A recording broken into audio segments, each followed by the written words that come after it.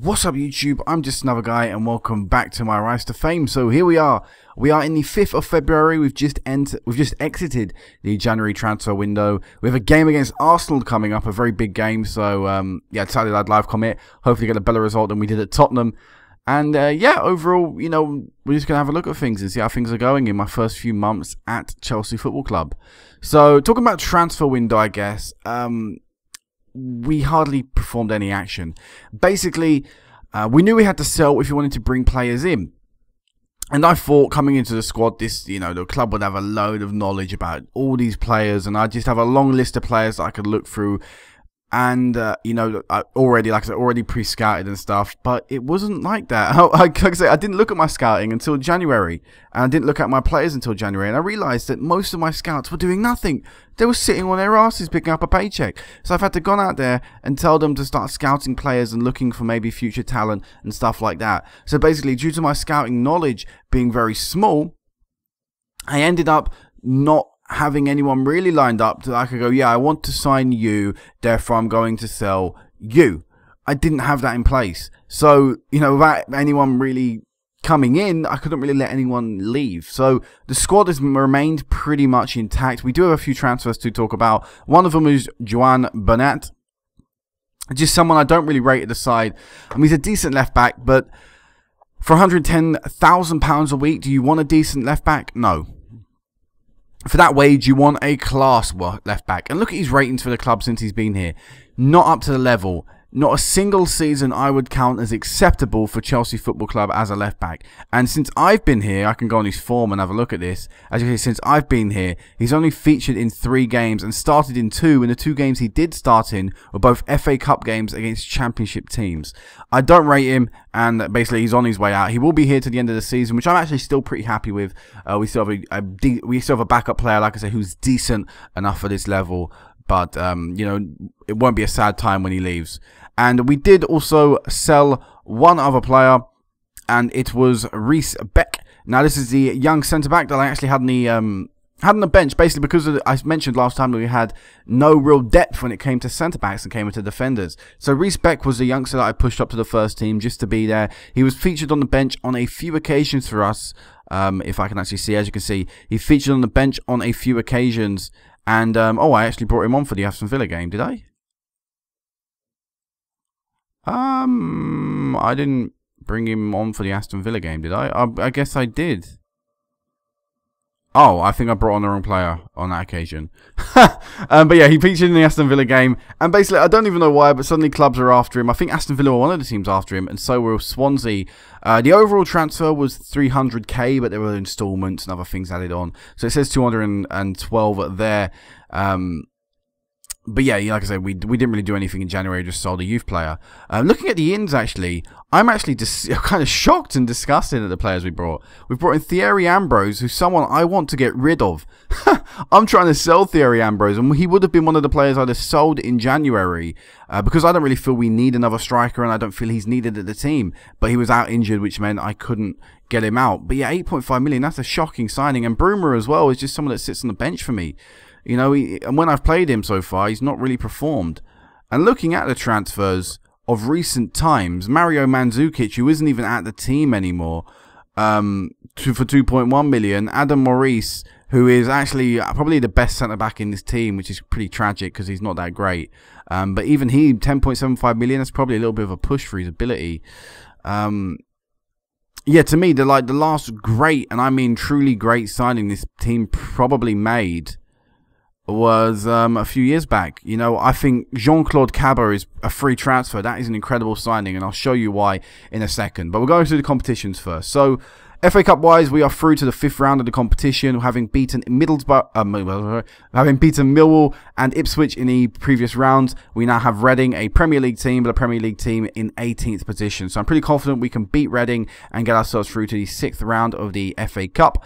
In the Europa League, we're going to CSKA Moscow in the first knockout round. Some very tough games coming up very soon, actually. As you can see, we play the FA Cup on the weekend, and then on the Thursday, we go to Russia and play Moscow. But I'm very confident we can get a victory there. we're favourites in both home and away games. So, yeah, I'm sure that we can do really well, and I'm sure we can get ourselves at least through the next round of the competition. I believe the board are expecting us to reach the semi-final or final of that competition.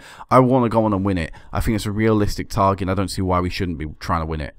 With the league, we find ourselves up in 6th. Yes, having joined the club in 15th place and having lost the first game against Tottenham, we have turned it around. We have gone on up into 6th place. Since I've been here, I think my record has been only 2 defeats.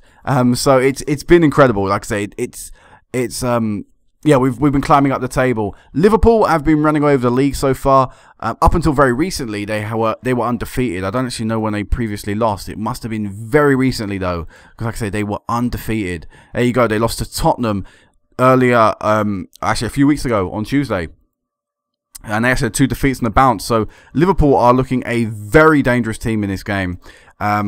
But the reason I sort of bring that up is because I don't think a title shot is completely out of the question yet.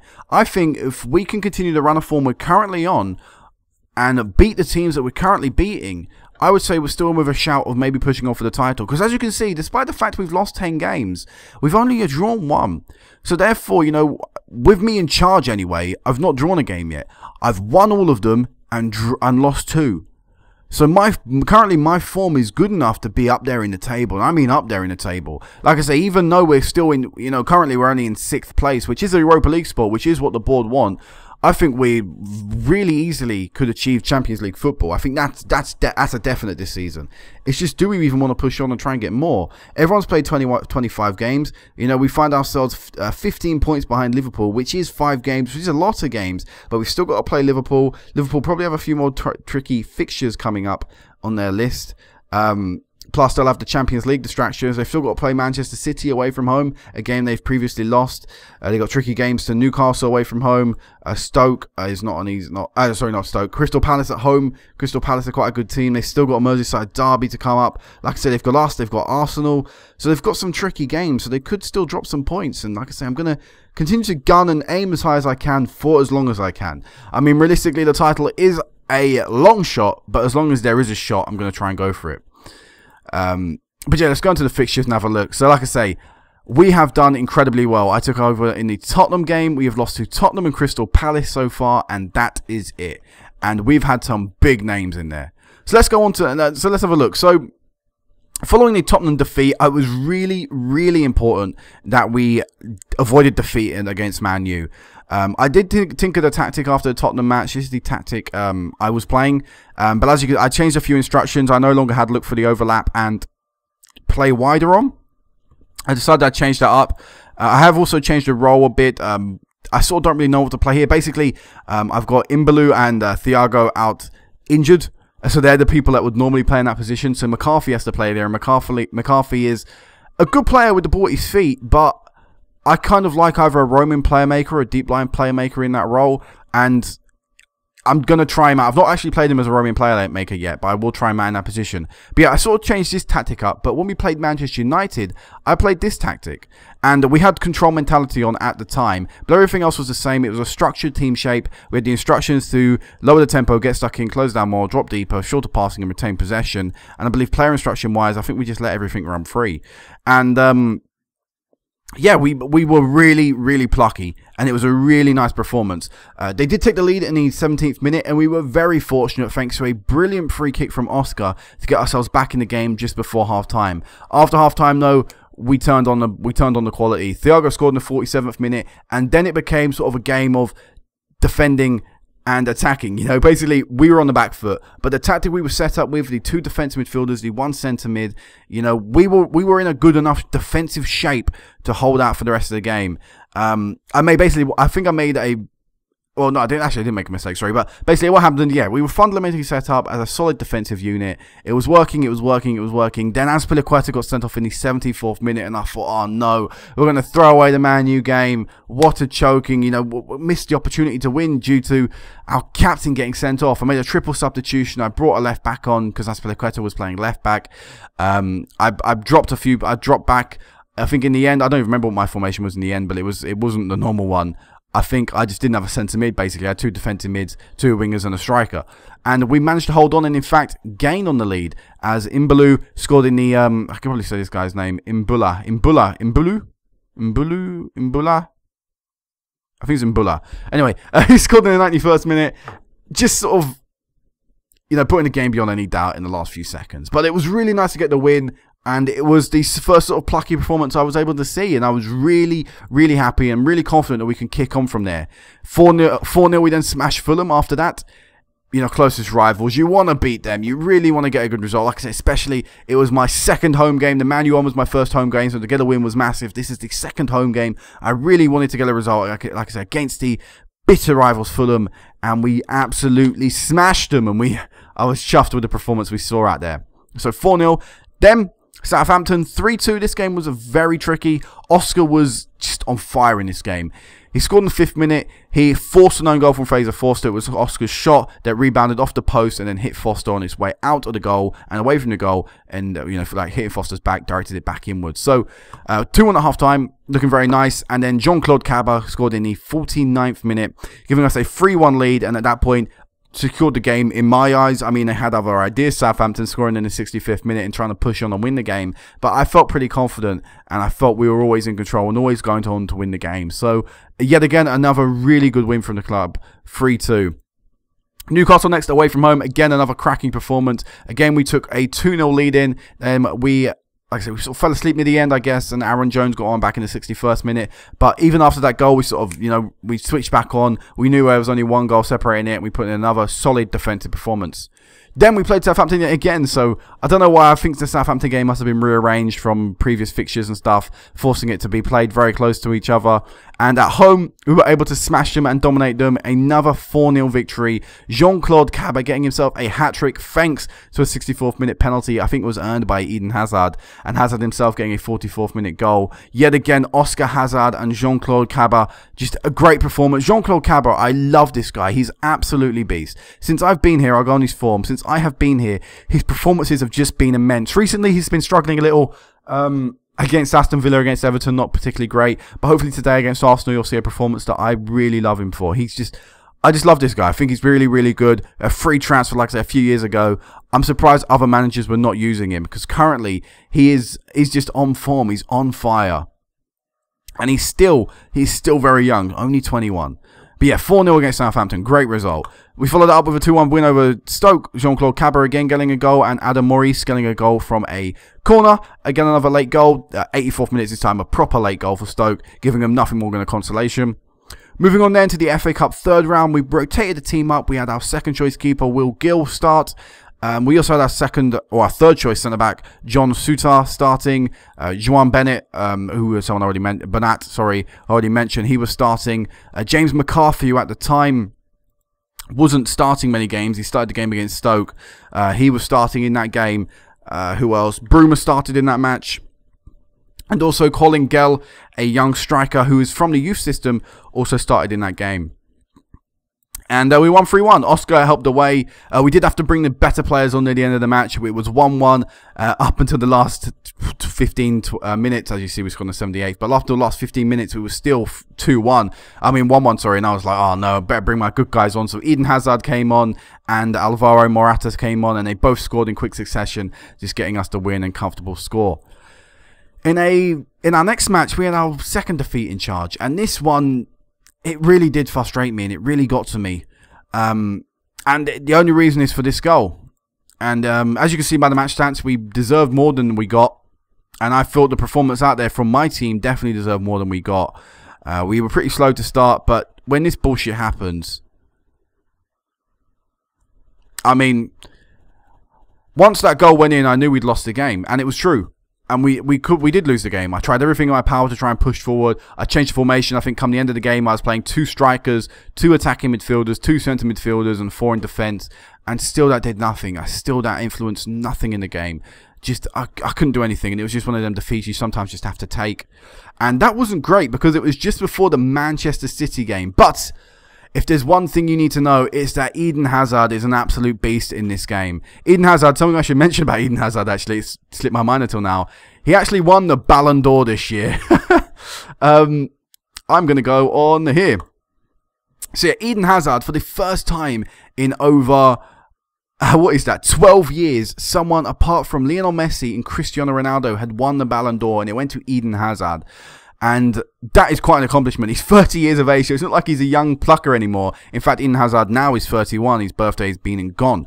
But, you know, he picked up the Ballon d'Or, and a performance here today against City is an example of why he is probably the best striker, or the best, attacking midfielder currently in the game. He tore the team apart in the first few minutes of the game. His penalty was a self-earned penalty, and I kind of want to show you the self-earned penalty because it's kind of what I would say of Hazard in real life, if I can remember it. I think I'm right in saying that, but it came from this right-hand side. That's not even the right thing. That's his goal later on in the game. Let's pick it up from here. I guess we'll pick it up from here. So basically, it comes from a swift counter-attack. We in this game, just like the man. I kind of want to pause it quickly. Basically, in this City game, it was just like the Man U game. We set up in a way that would allow ourselves to be defensive. We had the 2 defense midfielders, 1 centre mid, and 4 in defence. So we were set up to have a counter mentality. Also, our mentality was no longer on control in this tactic. It was counter. So this is exactly what we wanted. We got the ball. Wanyama picked up the ball in his own half, played to Eden Hazard. Now here comes the Eden Hazard magic. From his own half, bursting run, busts the gut, get into the box, flicks it past another guy, and forces the challenge.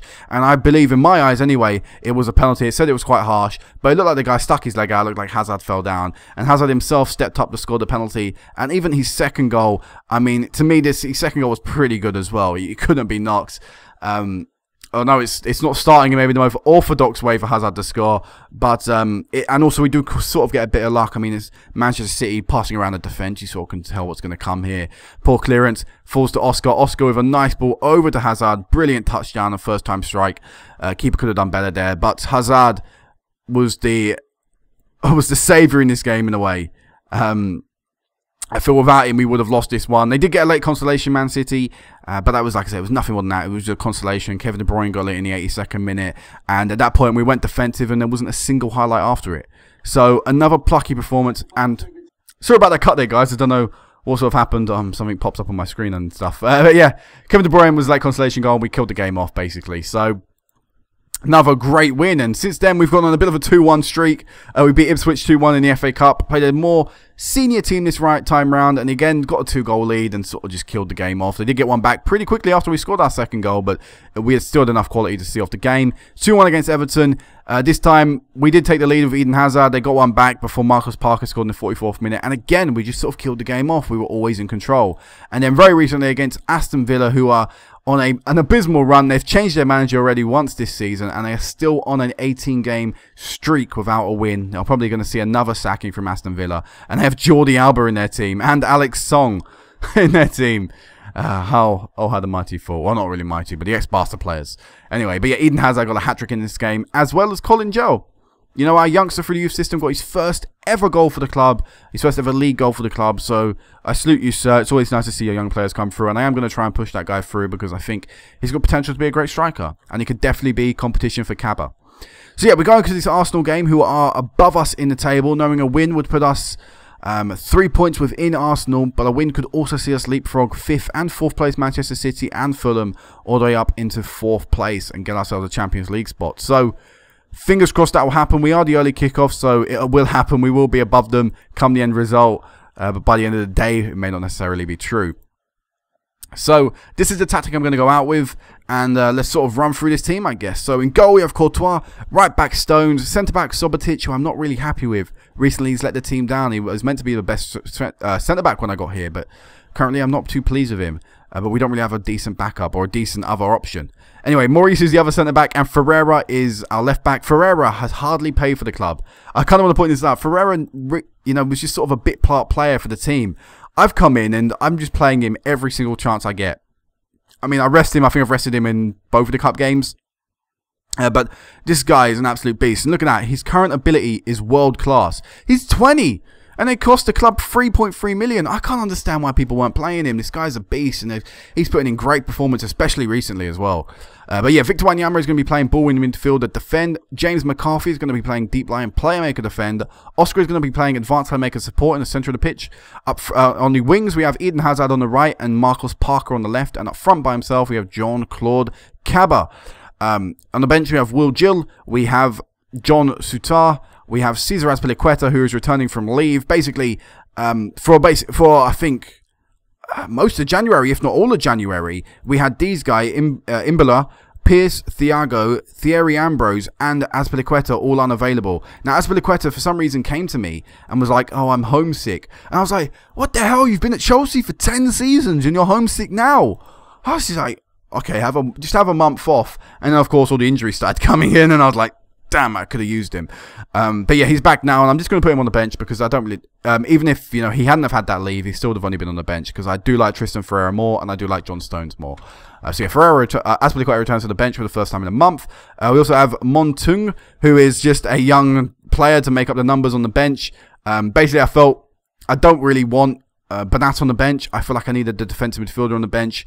Sutar can play defensive midfielder and centre mid as well. I decided I'd go with this guy because we didn't really have a good youth centre-back prospect or a good youth centre-mid prospect. He was sort of the best youth prospect we could have, so I put him on the bench.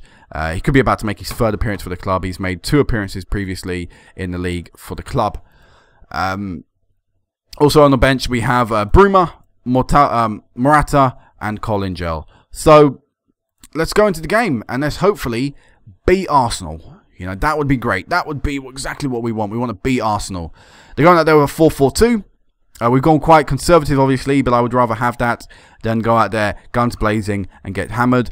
A lot of real players in this team, I'm noticing. So, Ospina in goal, Clyde at right back, Klein at right back, Corker at centre back, Mumbayo, I think that's a real Mumbayo, isn't it? Yep, at left back. They have Oxlade-Chamberlain, right mid, Aaron Ramsey, Shaqiri. They have Patrick Roberts up front. They have Icardi up front as well. They have on the bench Welbeck, Chalobah. Probably another one is Pajot, isn't he a real player? He is. For some reason, I think Hwang Min is a real player. He is. So they've got a lot of real players in their team, Arsenal. It's probably, you know, in fact, this guy's probably real. He is. I just don't know him. That's my bad. And this guy's probably real as well. Again, I just don't know him, man. That's my bad, not anything else. So, in fact, all their squad is real. So credit to Arsenal. They've signed young players and they've still got a young squad. We have a few regen in-outs, but hopefully that means they're better. So yeah, let's go. Come on, Chelsea. I'd like to beat Arsenal again. Another rivalry game, but most importantly to me, it's a game against a big team. So far, the big team matches against City and Man U, we've won. We've let ourselves down in the game against Tottenham and Palace, who are relatively big games because they're London derbies. But this one means slightly more to me, and because it's the league position as well as the London derby, as well as a rivalry and all that. So Oxlade-Chamberlain out on the left. It seems to have swapped wings, and wow, we somehow survived that scare. I don't really know what happened in the box there. It seemed like Patrick Roberts was tackled and Icardi just couldn't get it through a crowd of bodies. End up deflecting that for a corner. But Arsenal are starting more aggressively than us. But like I say, on this tactic, I know that's going to happen, and I accept that. You know, we're going to absorb a lot of pressure and then hopefully hit the team with one good counter-attack, because our 3-4 players really on the forward attacking off the pitch, Oscar, Hazard, Parker and Kaba, can all counter-attack, especially Hazard, Parker and Kaba. They're 3 very quick players and can bomb up the field very quickly and turn defence into attack at the click of a finger. So 0-0, not too bad. I'm happy with that. You know, I'm not going to complain. 0-0 is decent. We've had a chance. We've had a half chance, not on camera, but we've had a half chance. We've had a few shots on target, so we're not like we're completely out of the game. We can still easily get it, and in fact, we're getting more of the ball. So, you know, I'm happy with how things are working out so far. Anyway, here's Kaba with the ball. First highlight maybe for us. Wanyama picks it up, plays it out wide to Eden Hazard, who cuts inside. Eden Hazard plays through to Kaba, and Kaba, just couldn't get the shot away. It seemed like his first touch let him down and was just a little bit too hard for him to, like I say, put his foot through it before Ospina could come out. Now here's Shaqiri on that left-hand side, whipping it in, and it's Courtois for a good save. Patrick Roberts was already offside, but it was still a fantastic save from Courtois, who didn't know. So, second half, not particularly going that great for us. I think we're going to take Marcos Parker off and we're going to bring on Alvaro Morata. Morata is going to be leaving at the end of the season. I know that for a fact. I've already told him because he was like, why have I not played enough first team football? And I was like, you can leave the next window. And he was like, okay, great. But yeah, I'm going to bring him out on the left because it's worked in other games, him coming on as a winger and as an inside forward on the left. So let's see how he does. Anyway, here's Cabra with the ball. What a run, but his finish lets him down, Cabra. Unlucky. I think for the last few minutes, we're going to go into the advanced tactic, and I think we're going to go into our different tactic, and just see how we do for the last 10 minutes with this style of play. Just thinking what I want to do.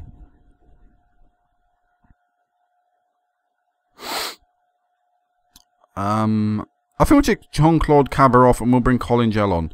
Just scored his first ever goal for the club in his last game. You know, let's see what he does against Arsenal. You never know. Throw a youngster in the mix. He could surprise you. So we're going to do that. But I think this game's going to end 0-0. As long as they don't score a late goal. Maybe we can even get a late goal. No. I don't think it's going to happen. So not an exciting live com for you guys. But to me, this is a point gained. And anyway, we've avoided 2 points lost. You know, that's how I'm going to see that. Arsenal are a tough team. They're around us in the league table. They're going to be battling with us in the Champions League.